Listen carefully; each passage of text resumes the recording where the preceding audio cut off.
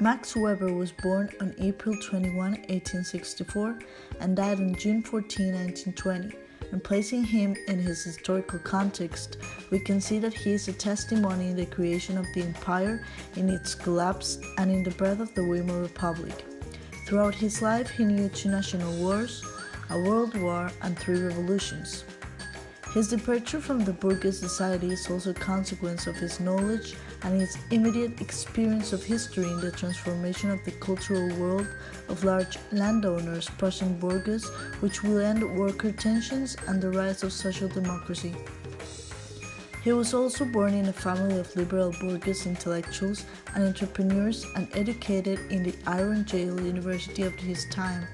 At the same time, Weber witnesses the analysis of industrial concentration and the ideological consequences of economic modernity that he inherited and which also transforms into the Protestant ideological panorama.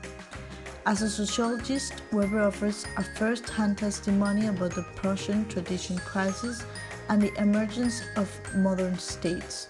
The Germany of his time undergoes profound social, historical, and cultural changes that will make possible for the first time modernity to become aware of its limits and the distance between its legal framework and social reality. This process, which he called rationalization of the world, cannot be thought without tensions and contradictions and constitutes the basic theme or the overarching element of his entire work. Furthermore, Weber was able to see how far the formal rationality of the enterprise, law, or state is inseparable from and has its vertex in that irrationality of charismatic domain and bureaucracy, expression of a rationalization that has become irrational.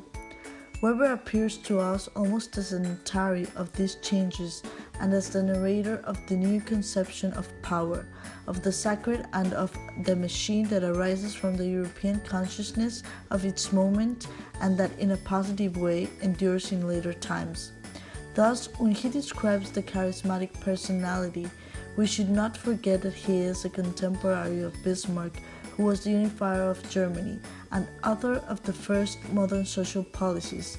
And when reading his works on Protestant ethics and the spirit of capitalism, we should keep in hand novels such as The Buddenbrooks of Thomas Mann, where the decadence of old rigorist and Protestant bourgeoisie is described and replaced by a new upbringing and mercantile bourgeois.